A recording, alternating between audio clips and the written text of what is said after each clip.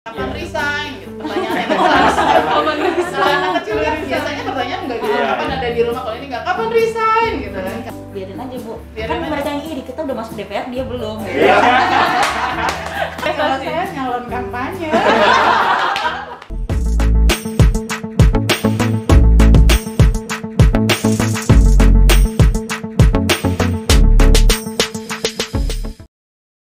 Assalamualaikum warahmatullahi wabarakatuh. Cerita Ledia hari ini mau ngobrol asyik bersama anak-anak yang magang di fraksi PKS di bagian humas. Nah, ini sekarang ada di ruangan humas. Ada banyak nih, ada yang mulai menarik-narik deh, asik deh. Ada 4 orang anak magang yang hari ini hadir bersama-sama dengan kita. Kenalin dulu dong, dari siapa nih? Dari sini deh. Dari. Oke, Assalamualaikum warahmatullahi wabarakatuh. Perkenalkan, nama aku Anissa Marlina dari jurusan Ilmu Komunikasi Universitas Andalas. Halo, Assalamualaikum warahmatullahi wabarakatuh. Perkenalkan, nama saya Sarah Anissa Vitorio dari Ilmu Politik Universitas Airlangga. Sebelah kiri saya kayak cepat tepat kalau zaman dulu tuh ya, ada cepat tepat sebelah kanan saya, sebelah kiri. Sekarang sebelah kiri saya. Perkenalkan, nama saya Syifani Widanisa dari Fakultas Ilmu Dakwah dan Ilmu Komunikasi UIN Syarif Hidayatullah Jakarta. Lanjut. Perkenalkan, nama saya Ari Putra Utama dari jurusan Ilmu Politik, Fakultas Ilmu Sosial dan Ilmu Politik Universitas Indonesia. Nah, bayangin ya, dari mana-mana ada nih, dari UNAN, di UNER, dari UIN, dari UI. Artinya, fraksi PKS DPR RI memberikan kesempatan bagi para pemuda. Karena kalau saya pernah muda, jadi yang pemuda-pemuda ini diberi kesempatan untuk bisa magang. Kenapa? Karena memang di masa yang akan datang kan mereka yang akan jadi pemimpin, doain aja ya. Mereka yang akan jadi pemimpin. Amin, amin, amin. Masya Allah. Oke, tapi ini ada beberapa pertanyaan nih. Terus, Syifa kenapa mau magang di PKS? Kalau aku sendiri pengen magang di PKS karena kebetulan kan nggak ada magang untuk ilmu politik, susah kan Bu. Jadi akhirnya saya nyari-nyari terus ketemu di PKS lagi oprek untuk ilmu politik. Gitu. Jadi pas nyari pas oprek gitu ya? Iya, pas banget lagi oprek. Berarti kalau yang nggak kebagian pas oprek nggak rezeki namanya. Ri, Coba lagi ya. apa sih yang dirasain magang Ri di sini Ri? Yang dirasakan magang ya, pertama mungkin senang ya karena kita bisa terlibat langsung dengan kerja-kerja dakwah ya, kerja-kerja dakwah di parlemen dalam hal ini di fraksi PKS ya. Jadi kita bisa melihat setiap aktivitas dari anggota dan juga rekan-rekan dan termasuk tim ahli di sini gitu, baik dalam fungsi pengawasan, anggaran dan juga legislasi seperti itu. Emang nggak capek Ri ngikutin gitu nih? Waduh, capek sih capek, cuman Passion ya. dapat pelajaran yang berharga gitu karena jurusan saya juga ilmu politik, jadi cukup senang bisa bergabung di sini. Gitu. Nis kan komunikasi ya. Oh, iya Bu. Terus kemarin tuh lagi bahasnya justru pas magang nih, Waduh. pas dapat rezeki yang banyak banget pembahasannya gitu kan, kayak omnibus misalnya gitu. Apa sih rasanya gitu? Kan pasti orang jadi nanya gini, lo magang di PKS, emang ngapain aja sih PKS di omnibus misalnya gitu kan? Apa rasanya kemarin? Rasanya agak deg-degan Bu, soalnya kemarin kan sempat bikin konten juga tentang Omnibus Law. Itu emang benar-benar dari kiri kanan nanyain kan, ini Baya viral gara-gara konten Omnibus Law. Terus dia bilang kan, benar Omnibus Law itu merugikan atau gimana. Terus dijelasin kan sedikit tidaknya karena di PKS juga kan oposisi. Desain ke orang-orang, berarti emang ada merugikan dan ada juga keuntungannya dari Omnibus Law-nya sebenarnya. Tapi lebih banyak merugikannya. Iya. Tapi lumayan deg-degan juga ya. Deg-degan banget Bu, 4 juta orang yang nonton masalahnya kemarin. Mantap ya, luar biasa. Mantap lah ya. Iya. Emang rada Dari TikTok ya. Iya, di TikTok. Jadi kalau Sarah sendiri pas kan ada tuh hari aspirasi tuh di PKS ya, dengerin orang macam-macam curhat, curcol gitu kan. Apa sih rasanya? Ya, pas dengerin hari aspirasi sebenarnya seneng Bu gitu, seneng artinya sebenarnya hobi dengerin orang. Sebenarnya sih tuh hobinya dengerin orang gitu kan. Makanya pas dapat banget aspirasi jadi notulensi dan relief, itu ngerasa bahagia dan nggak tertekan menjalaninya gitu. Nah, kalau omnibus jangan-jangan tertekan. Oh, berarti udah ketahuan milih, jangan-jangan milih cuma hari aspirasi doang. Aduh, takutnya. Iya.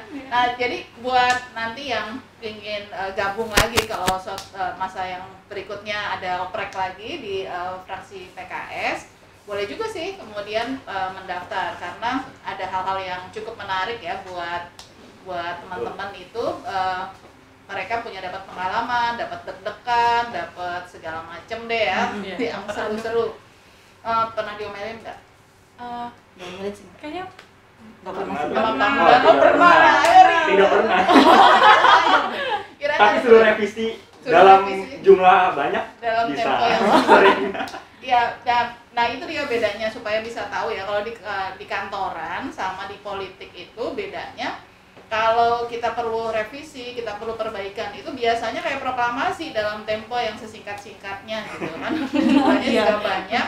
Terus kita harus cepat. Kenapa? Karena politik itu tentang momen. Jadi kalau ketinggalan momen, wassalam gitu ya. Jadi bisa ketinggalan kan gitu. Dan babnya ini babnya bab politik.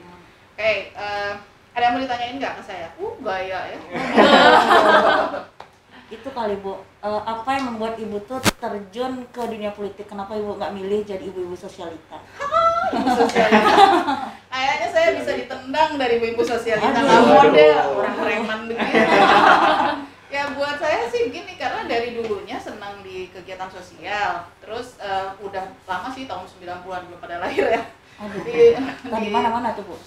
di LSM gitu ya kegiatan. Tapi ternyata kok banyak ya yang nggak bisa kita kerjain karena nyangkutnya di kebijakan. Karena nyangkut di kebijakan, akhirnya pilihan yang satu-satunya ya memang harus masuk ke parpol sih.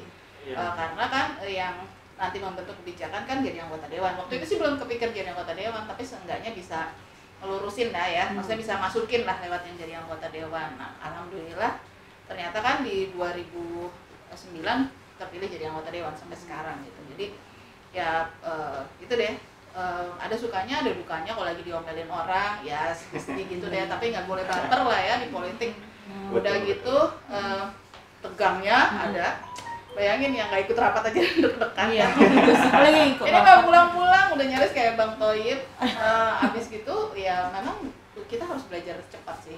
Kalau tadi kan revisi harus cepat banget revisi. Kalau anggota dewan tuh lebih banyak ini, harus cepat cari referensi untuk mengokohkan argumentasi. Terus kemudian sikap politik kan udah clear ya, kalau sikap politik kan pasti dari pimpinan partai. Tapi paling enggak kita udah tahu argumentasinya apa gitu. Mesti nyari tuh, jadi belajar sendiri.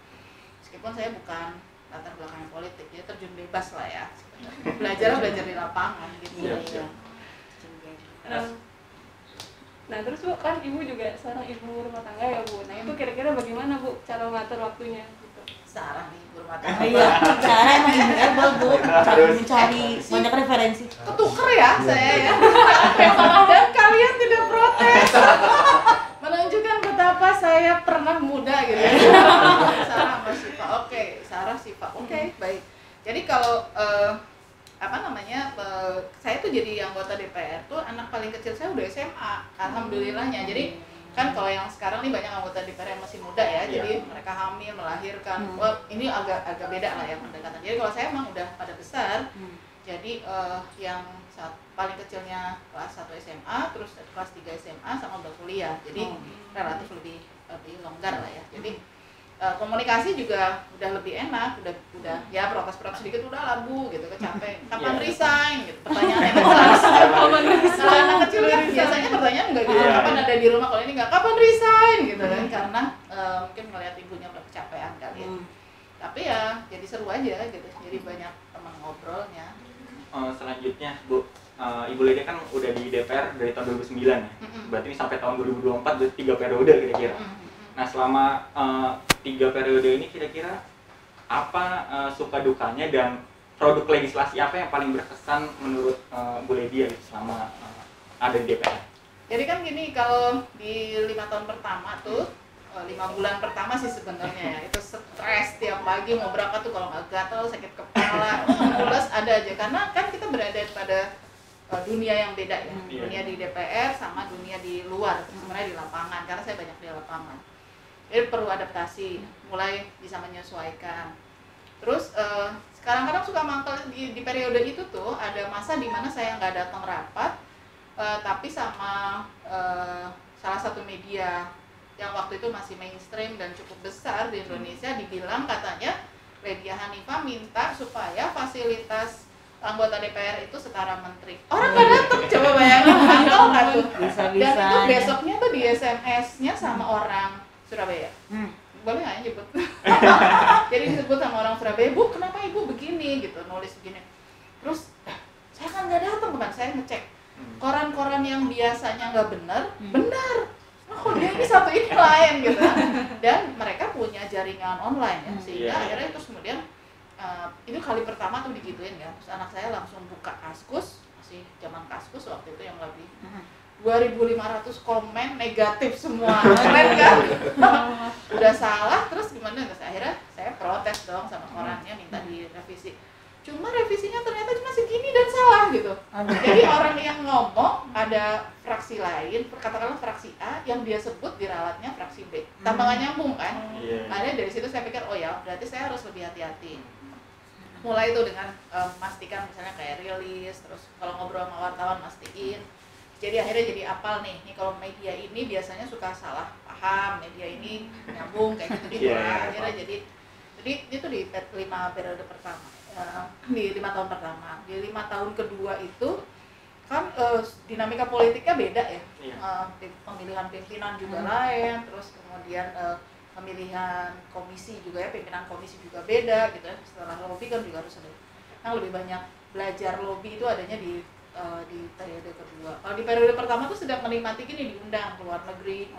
Karena teman-teman saya tuh banyak yang nggak mau diundang oleh lembaga-lembaga, misalnya lembaga PBB, lembaga internasional, diskusi pernah misalnya, karena berangkatnya hari kedua Idul Fitri, orang lain mana yang mau kan gitu. Saya mikir diskusi sama keluarga, oke nggak apa-apa kan udah lewat Idul Fitrinya, jadi berangkat misalnya kayak gitu. Itu di 5 tahun pertama. Di 5 tahun kedua lebih kepada lobby, lebih kepada inilah ya. Dan alhamdulillah di akhir periode pertama itu 2014 saya sempat ngawal Undang-Undang Perlindungan Anak, menyelesaikan jaminan produk halal, terus pengelolaan keuangan haji. Alhamdulillah jadi kita misahin tuh hajinya sekarang keuangannya punya undang-undang yang berbeda dari pengelolaan ibadah haji. Di 2014-2019 tuh undang-undang tentang penyandang disabilitas yang saya pas jadi pimpinannya ya. Selebihnya kan sekarang saya nggak jadi pimpinan manjanya, yang banyak lah. Yang paling seru sih sekarang tuh yang cipta kerjanya. Saya kepala deh. Itu omnibus law. Tiap malam gitu ya, sampai mimpinya gitu. Ibu kenapa nggak datang? Sampai mimpi tenaga kerjaan. Astagfirullah, sampai ke bawah mimpi, serem banget ya. Tapi ya menariknya ya kita jadi banyak belajar orang, kita mengenal banyak orang, terus kita juga bisa dengerin ya masukan-masukan juga dari orang gitu lah. Gitu. Siapa ya? Dari Kak Arin. Semua aja deh ya. Rick, apa yang kepikiran pertama kali nih? Jadi yang top of mind-nya Arik pas PKS tuh, dengar kata PKS tuh apa sih? PKS 3 kata mungkin ya. Pertama Targia pertama. Targia. Kedua Partai Islam. Yang ketiga ya karena sekarang posisinya di luar pemerintahan berarti oposisi. Oke. Kalau Nisa? Aduh, bahaya. Kalau menurut Nisa terlintas pertama kali itu PKS tuh Sumbar. Karena sangat memegang di Sumbar. Iya. Apa tuh? Jadi Nisa banget gitu. Padang banget, Bu. Padang banget. Soalnya PKS rata-rata banyak di Padang. Sampai semua pemimpinnya PKS semua, Bu. Gitu. Kalau Sarah? Kalau buat aku yang pertama tuh terlintas PKS tuh aku langsung oposisi. Terus karena orang tua aku juga kayak seneng bahas politik, jadi kayak aku bermindset tuh PKS itu tuh benar-benar mewakili rakyat. Jadi ya beda dengan yang lain gitu sih, Bu. Kalau dari aku gitu. Chef? Kalau dari aku partai PKS itu partai yang tarbiyah. Tarbiyah dan memang partai Islam. Terus gini, masuk tuh ke oposisi nih. Emang gak takut tadi dimusuhin orang gitu? Aduh, itu banget tuh, Bu. Magang di oposisi terus orang bayang gak sih teman-teman pasti kan nanya, gila lo ngapain gitu ya? Betul banget, Bu. Bener kan? Silakan bayar. Terus jadi gimana? Biarin aja, Bu. Biarin Kan aja. mereka yang iri, kita udah masuk DPR, dia belum. Punchline gitu ya. Iya ya. Toh yang oposisi partainya ya, Iya, yang kita kan kitanya enggak. melihat Kitanya kan. enggak. Oke, kitanya masih melihat gimana perkembangannya. Oke, sip.